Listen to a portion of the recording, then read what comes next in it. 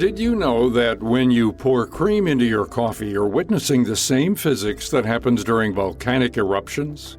Volcanologist Tamsin Mather is a professor of earth sciences at the University of Oxford and author of Adventures in Volcano Land: What Volcanoes Tell Us About the World and Ourselves. We live on the Earth's crust, that's the outer layer of the Earth, and then the mantle is the layer below that. And that's where the magmas that become lavas that drive volcanoes start their journey, start their life. The partial melting of the mantle. And part of the key thing about the mantle is, although it's solid, it convects very, very slowly. So convection currents is when you have something that's hotter underneath something that's cooler and it rises up. So one of the analogies that I use in the book is pouring milk or cream into my cup of coffee in the morning and watching the swirling patterns. It's particularly good if you've got one of those clear coffee mugs, the swirling patterns where you see the cold milk go down, heat up, and then come up again. And that makes me think about mantle convection. Last month, there was a huge explosion at the Biscuit Basin Geyser in Yellowstone National Park. The video went viral and shows a massive expanding plume of steam, rock, and mud shooting up hundreds of feet into the air. From the untrained eye, it looked like the beginnings of a volcano eruption, but Michael Poland clears up the confusion. He's a geophysicist with the U.S. Geological Survey and is currently scientist in charge of the Yellowstone Volcano Observatory. Poland clarifies that even though Yellowstone is riddled with hot spots and volcanoes, this was a hydrothermal explosion and wasn't caused by volcanic activity. These hot water systems can seal themselves because they carry around a lot of dissolved silica, and they will start precipitating that silica out, and that will coat the conduits, and then you start building pressure. And steam pressure is powerful, and it has created some really tremendous explosions in Yellowstone, especially if you look over the last, say, 10 to 15,000 years. For a hydrothermal explosion, imagine a tea kettle that's been taped over and the water continues to boil, but there's nowhere for the steam to exit. Eventually, it'll blow up. Now, back to volcanoes. Whether volcanoes erupt from crevasses or mountaintops, Poland says no two volcanoes are alike. One of the things we do as volcanologists is try to get to know each volcano, because volcanoes are kind of like people. They all have their own personalities and their own styles. And just because you know Mount St. Helens doesn't mean that you know Mount Rainier, even though they're close, even though they're in the same neighborhood. It's sort of like neighbors, right? Just because I know one person that lives on my block doesn't mean I know the other person. So Rainier's style is to have relatively small eruptions. The ash layers from Rainier, pretty small. Mount St. Helens and Glacier Peak have much thicker ash layers. They're much more explosive volcanoes. Rainier mostly does lava flows. But Rainier has a tremendous volume of snow and ice on it. And so when Rainier erupts, it has the potential to melt that snow and ice. And then you've got lahars, mud flows, rushing down the valleys. Thalia Solomon is a Washington state resident who actually lives on Mount Rainier. She watched the movie Dante's Peak growing up and says living on an active volcano can be freaky sometimes. In schools, they have to practice lahar evacuations.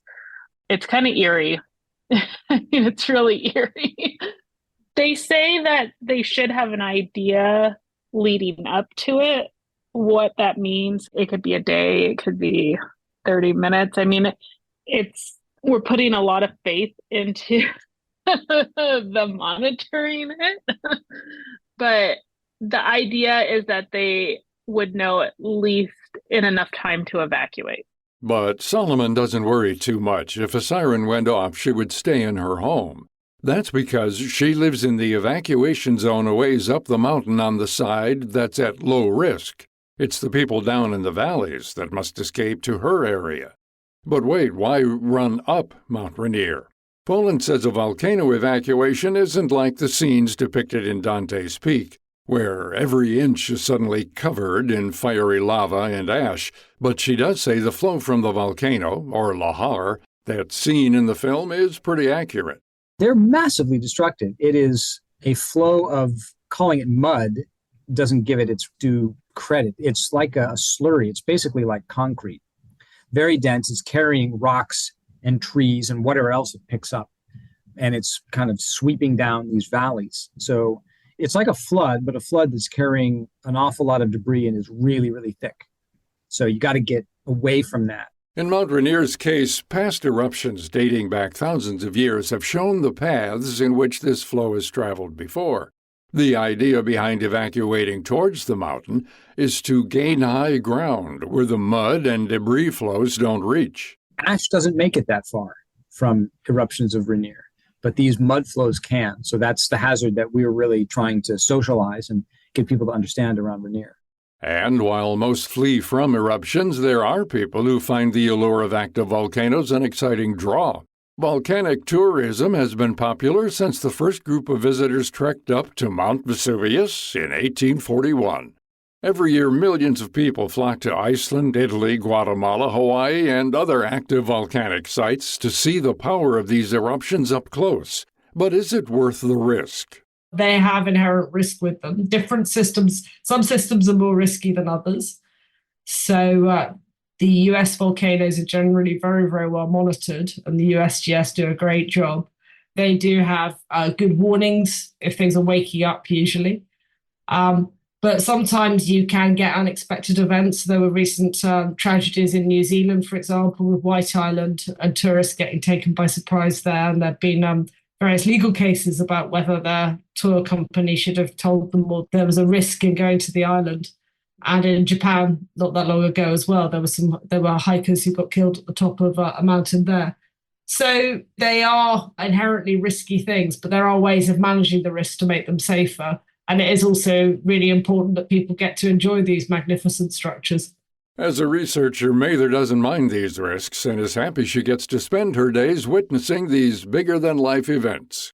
The volcanism in the Reykjanes Peninsula in Iceland just over the last few years, although it's a well-known volcanic area, they never quite know where the magma is going to break the surface and create a new fissure, which is a crack in the ground, and spring forth new lava flows.